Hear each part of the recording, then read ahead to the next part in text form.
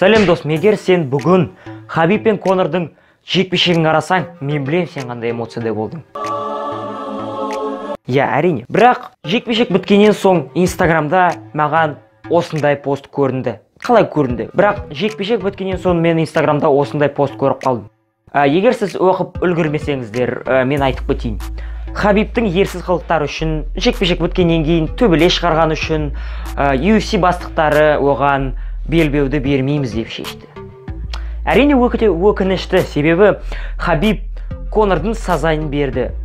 Қалай сазайыны? Ол өз ішінен ол солай ойлайды. Себебі Конор Макгрегор Хабибқа жаман сөздер айтты. Намысына тиетін сөздер айтты. Әкесі туралы жаман айтты. Енді сол төбелес шығарған үшін Хабибқа белбеу бермейді. Хабиб Конорды удушающий приеммен жеңгеннен кейін Конор сол жер рингта отырғанда Конордың түріне қараңыздар. Не ойлады ол ішінен? Мен білем не ойлаған. Блядь, бекер айтыппын. Мақтанбау керек еді. 2-3 күн пресс-конференцияда мақтанып, жеңіліп қалдым.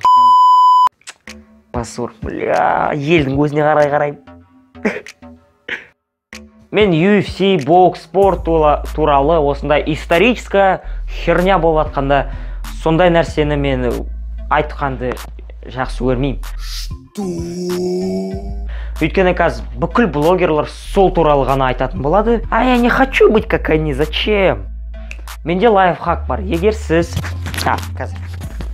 Менде бір лайфхак бар. Егер сіз мектепте немесе колледжда немесе университетте оқысаңыздар, сабақта отырып өлең тыңдағыларыңыз келіп бара жатса, осындай наушникпен мүлде ыңғайсыз және де апай көріп қалса, директордың алдына апарады сізді. Сосын сіз текке түсініктеме жазып, позор болып жүресіздер. Менде лайфхак бар. Алиэкспресс сайтынан осындай наушник заказ беріңіздер. Мен өзіме осындай наушник сатып алдым, осындай әдемі коробкада келді.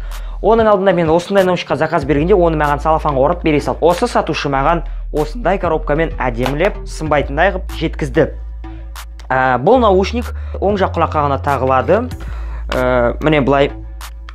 Осылай тағып алсаңыз, оң жаққа қарай отырсаңыз, сыныптан апай сіздің өлең тыңдап жатқаныңызды білмей қалады. Өлеңді ақырын қойып, сабағыңызды жаза бересіз. Өте ыңғайлы, сосын, что еще можно сказать? Осындай 2-3 заказ беріп, сыйлыққа беруге болады. Оның күлгін түсі бар, және де ақ түсі бар. Осындай наушниктің сілтемесі астында өте надежный, мен надежный дегеннің переводын таба алған жоқпын, сол надежный дей берейін. Надежный продавец, качественные наушники, все классно. Это не реклама. Какая реклама? Мне не платили за рекламу. Егер сіз, мен білем, әр қалада осындай жазу бар. 2 әріп. Көбісі осындай 2 әріптің не екенін білмейді. Бірақ мен ол не екенін білем, келесі блокта айтатын боламын. Егер сіз білсеңіздер, комментарияға жазып кетіңіздер, мынау не?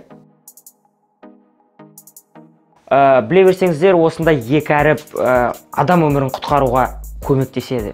Осымен қазақша блог болды, келесі блог орысша блог болады, себебі мен оған 3 күн сценарий жазып, дайындалып, әдемілеп, бүйтіп келдім, оны түсірем. Менде енді қазақша және де орысша блогтар болады. Неге мен орысша блог түсірем? Өйткені Қостанайда Ресейге жақын болғандықтан ба, жоқ әлде өз менталитет сондай ма, бізде көбісі орысша сөйлейді. Бізде қазақтардың өздері орысша сөйлейді. Кейбір қазақтар бар, мүлде қазақша білмейді, бірақ чисто орысша сөйлейді, орысша оқиды. Әке шешесі қазақша сөйлесе де, олар өздері орысша. Я, сондай адамдар бар. Егер сізге осы видео ұнаса, адамгершіліктеріңізді танытып, осы видеоға лайк басып, жақсы комментарий қалдырып кетіңіздер. Егер сіз хейтер болсаңыз, осы видеоның басынан аяғына шейін қарап, видеоға сәйкес жаман комментарий қалдырып кетіңіздер де, дизлайк басып кетіңіз. Және де мына жерде қазір үстіде жазу шығады, соған басып, менің алдындағы роликтарымды қарасаңыз болады. Және де видеоның соңында, видео біткеннен соң 2 әйнек шығады, сол 2 әйнектің біреуіне басып, видео қарауыңызға болады. Спасибо за просмотр, пока.